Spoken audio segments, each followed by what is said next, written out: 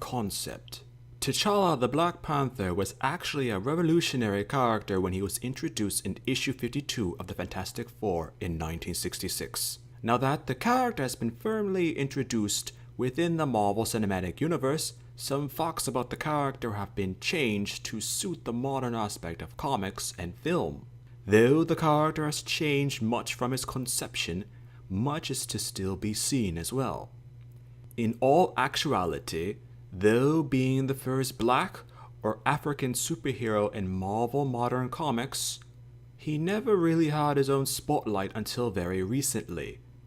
Historically, the character was a supporting character to other heroes, and his own backstory and history had plot holes that have only recently been filled in with modern writing, which may or may not be a bad thing depending on your point of view. What will be discussed is the character concept of T'Challa, origin of the character, Wakanda itself, and a brief overview on vibranium, though the metal itself is another discussion entirely, and racial overtones associated with the character as well.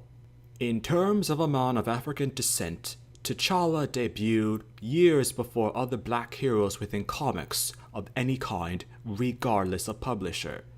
Examples are Falcon, Sam Wilson, which was 1969, Luke Cage, Carl Lucas in 1972, and even the supporting Green Lantern John Stewart in 1971, and Black Lightning Jefferson Pierce in 1977, the latter being both from DC Comics. This alone once again gives T'Challa special significance, combined with the fact that Black Panther's real name is T'Challa, which is an ethnic African name, not Western or Anglo-American names like Samuel, Luke, John, or Jefferson. It's also interesting to note that with the Black Panther's chronological first appearance in July of 1966, it predates the establishment of the black nationalism group, the Black Panthers, in October of 1966. In terms of legal issues and rights, Marvel has full rights to the name Black Panther, which is proof of its films with the character. Just for reference, the oldest black comic characters is considered to be All Negro Comics issue 1, which was a low-selling single comic published in June of 1947. Waku, Prince of the Banu, was a character which was published by Atlas Comics, which was a precursor of the modern Marvel Comics company, publishing the Jungle Tales comics, which was September 1954 to September of 1955. The first black character to be exclusively in his own comic was Lobo, published by Dell Comics in 1965. When Stan Lee and Jack Kirby created the concept for the character, Lee mentioned that he was inspired by an old pulp adventure hero who had a literal Black Panther as a companion. Due to the Black Panther group being founded soon after, and wary of any potential connections to their new character, the character's name was briefly changed to the name Black Leopard. But the comic readers, nor Lee and Kirby, cared for the change, and T'Challa's superhero alias was put back to the Black Panther. However, Jack Kirby's drawing concept had the character as the Coal Tiger. Origin. The chronological origin of T'Challa has him journey from his home, the mythical nation of Wakanda, to New York City to join the Avengers. Though he has some initial conflict before joining the Avengers, due to his ruthless attitude and attitude dealings with villains and interactions with heroes alike. These appearances run throughout the 1960s, not technically being within his own comic books, but rather just making guest appearances in the Avengers and Daredevils, even having his first battle against Doctor Doom in Doom's feature of Astonishing Tales issue 6 and 7 in 1971. After that, T'Challa made a brief return to the Fantastic Four issue 119 in 1972 under the alias of Black Leopard, as mentioned before, due to the increased activity of the Black Panthers nationalist group in America during that time. But the name change, as mentioned, was short-lived. Black Panther never really had any staying power within the comics, and during the 1970s to the 1990s had either guest appearances in other comics or short-lived solo run titles.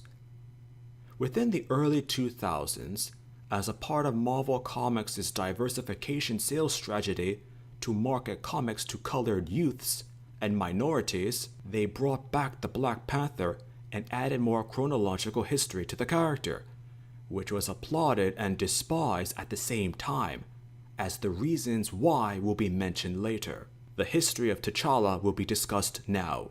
Originally, the ceremonial title of the Black Panther was bestowed upon the head chief of the Panther tribe of the advanced southern African nation of Wakanda. In addition to the hereditary right to rule all of Wakanda, the man, or in modern times woman, is head of the various ruling tribes within Wakanda.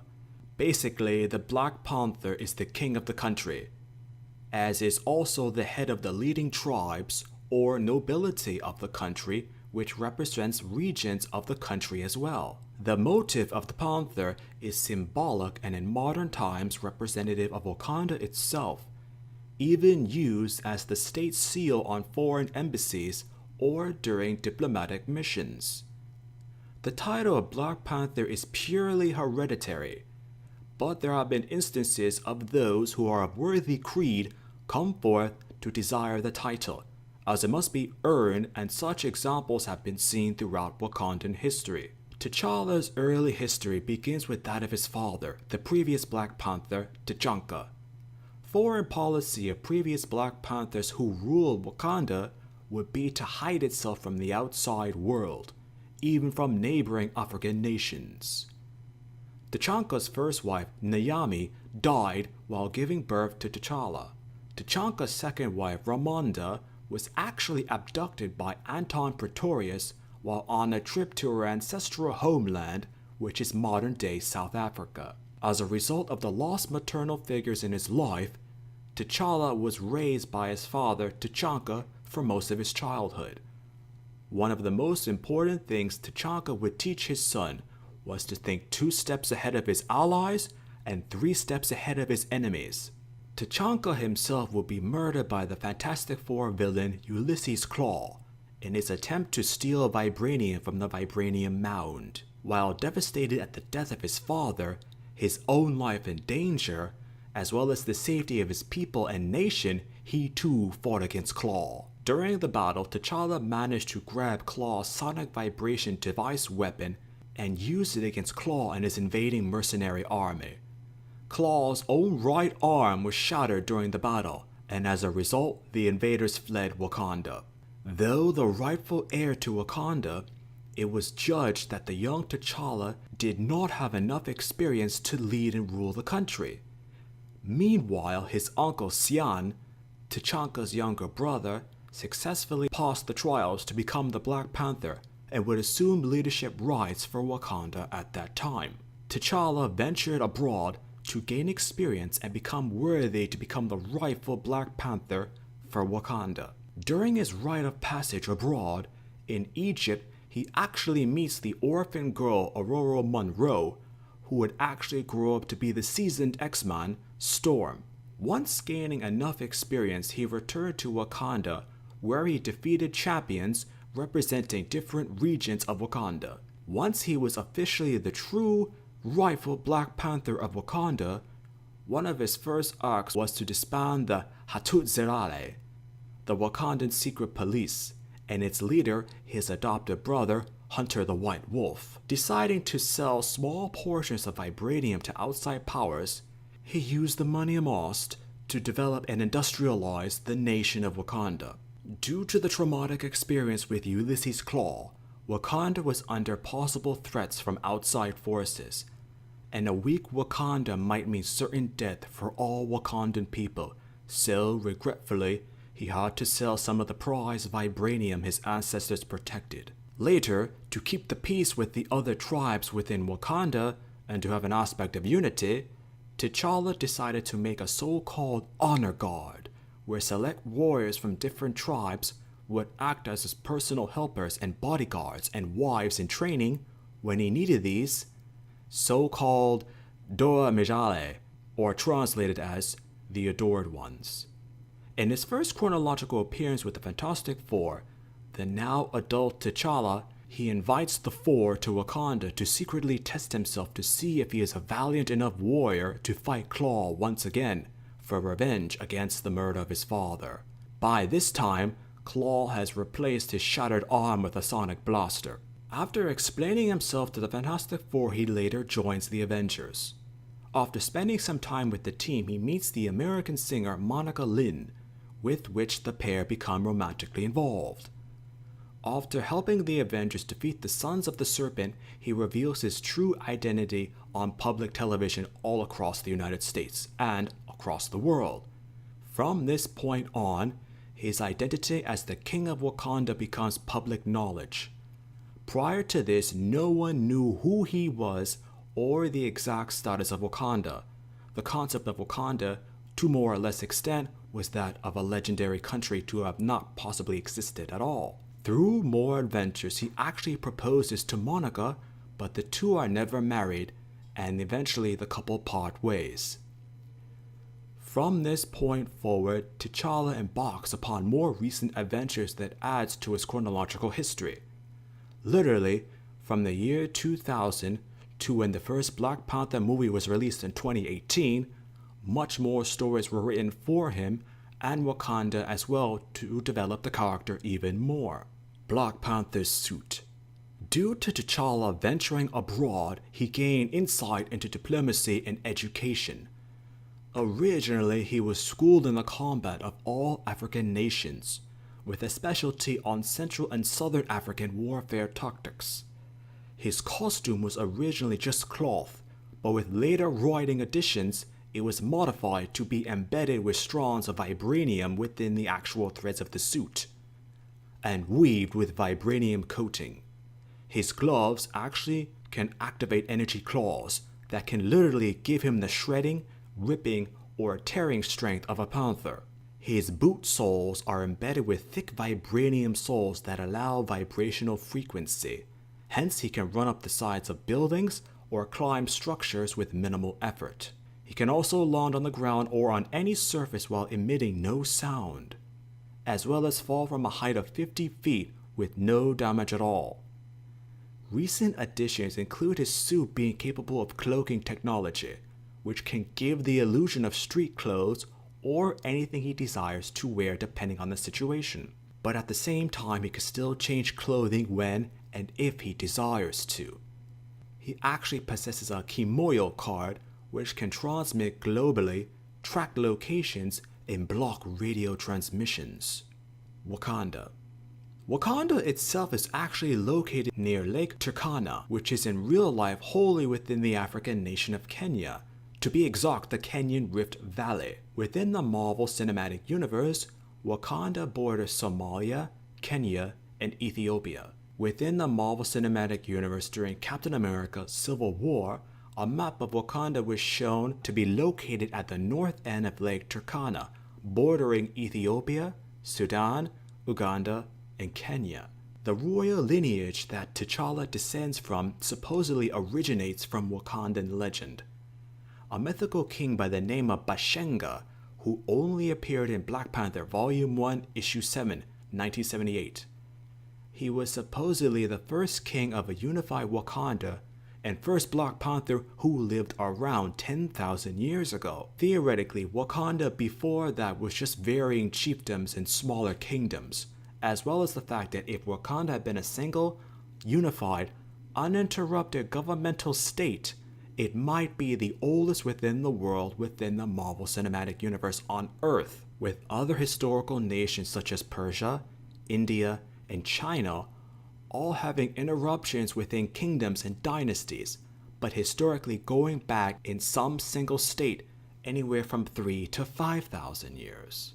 In ancient times, a gigantic meteorite composed of vibranium falls from the sky and impacts in what is now modern Wakanda. Though the people witnessed it and to later generations have no idea of what it is, through the passing centuries, it is later called the Vibranium Mound, a subject of veneration and even worship. Some accounts have Wakanda being the only African nation to completely avoid European colonialism due to a combination of the ferocity of its warriors, of men and women, leadership of the reigning Black Panther, and sporadic use of vibranium against invaders. The modern ruler of Wakanda, T'Challa, sold bits and pieces from the mound to modernize the nation due to an invasion by Ulysses Claw, which killed the previous Black Panther, T'Chaka. Wakanda was able to modernize and develop to match most Western cities within a generation of the first selling of its vibranium to foreign powers. Wakanda does have a number of religious cults based on, or in part, Egyptian gods and mythology. The Panther cult. Bast, the Panther Goddess, based on Bastet, the ancient Egyptian deity, is the primary deity of Wakanda. After the vibranium meteor fell, a number of Wakandans were painfully mutilated into quote-unquote demon spirits and began attacking their fellow Wakandans. T'Challa's ancestor Bashanga became the first Black Panther and closed the vibranium mound to outsiders, forming a religious order that guarded the mound and fought to keep the demon spirits from spreading across the kingdom. The Black Panther, as a result, is a ceremonial and religious title given to the chief of the Panther tribe. As part of the cult ceremonies, a chosen Black Panther is entitled to the use of a heart-shaped herb. The herb enhances the physical attributes of the person who consumes it to near superhuman levels, similar to the super soldier serum that Captain America was exposed to. Though Bast was introduced in Fantastic Four issue 52, she does not make another appearance until Modern Comics in Black Panther issue 5 in 1999, though it may be because the character concept was forgotten. The White Gorilla Cult. Gekre, the gorilla god, is an ancient Wakandan deity. Wakanda evolved from a hunter-warrior society and was traditionally ruled by its greatest warrior. The dominant Black Panther cult outlawed the rival White Gorilla cult's worship in Wakanda. M'Baku, Manape, one of Black Panther's oldest and most classic villains, of the Jarari tribe, is one of Wakanda's greatest warriors, second only to T'Challa, the Black Panther himself. While T'Challa, king of Wakanda, is on a several-month leave of absence from Wakanda, the ambitious M'Baku plots to usurp the throne. M'Baku flouts T'Challa's edicts and revives the White Gorilla cult, killing one of the rare white gorillas living in the jungles near Wakanda. M'Baku bathes in the gorilla's blood and eats its flesh, while quote-unquote mystically confers the gorilla's great energy upon M'Baku. He tries to defeat T'Challa in combat, hoping to take over the country, but is beaten and banished from Wakanda. Racial overtones. From when the character was created to modern times, there have been racial overtones and conflict associated with the character. Early examples are as mentioned with the name from Black Panther to Black Leopard. More recent controversy is that during the early and mid-2000s, Marvel pushed to have diversity within its comics, Black Panther being one of them as mentioned, but the comic sales were poor. Internet speculation and news had it that Marvel was under pressure to keep Black Panther and other comics of color and other comics being published out of fear of losing its colored comic readers. There is literal proof that the comic titles with minority characters were being put out when sales were knowingly low. Reports were also released that black writers were only allowed to write black comic book characters. When you had a white writer who potentially could bring new ideas to the character be refused the chance to write the character or comic book because of ethnic background, hence reverse racism. The idea was criticized by both fans and writers alike of all colors and all ethnicities. My own personal opinion is that a story is colorless. You're trying to tell a tale, and that has no meaning behind it. You're a writer, that's what you do. But often political or social agendas can get involved and influence the work. One example is that with 2017 Black Panther and the Crew, which followed the tales of Black Panther, Misty Knight, Luke Cage, Storm, and former Avenger Manifold as they deal with police violence in Harlem. The comic only lasted 2 issues before being cancelled. The comic story theme dealt with real police violence towards African descent people in America at the time. One of the biggest controversies with Black Panther in modern times is Reginald Hudlin and his treatment of Black Panther. At the time, he was the president of Black Entertainment Television, one of the biggest television channels within the United States of America aimed primarily at African Americans. Marvel decided to hire him as a writer for Black Panther to help its diversity lineup. Hudlin was also a self-professed longtime fan of Black Panther. Though he did some for the character, it was known that readership numbers and sales soon declined after he came on board, and Marvel was somewhat hesitant to fire him or cancel the comic because of the bad publicity that he could give the company with the black audience. Infamous examples of his decision was to have Storm marry Black Panther. This was considered vastly out of character for both characters due to him having no real interaction, and retroactively a history was put between the both of them. Discussion was at the time that both were well-known African images within Marvel Comics. Storm being a legendary heroine for the X-Men, and Black Panther being the first African Marvel hero. People did not think that the both of them had to be put together simply because of the color of their skin. Added to this, during the comic event, BET was also mentioned within the story as a sort of second-hand, under-the-table advertisements. Other infamous examples of his was his interactions with Doctor Doom, which had uncharacteristic racial tones, and Black Panther having the Silver Surfer, who is a cosmic-level hero within the Marvel Universe, being restrained by a simple arm lock. Hudlin eventually left the comic, not before partially destroying the reputation and appeal of Black Panther for many fans regardless of skin color. On a final aspect of discussion, fans of all kinds for Black Panther are excited to see his films and comics, as well as new portrayals for the character. What do you think of the Black Panther, T'Challa, who hails from the African kingdom of Wakanda?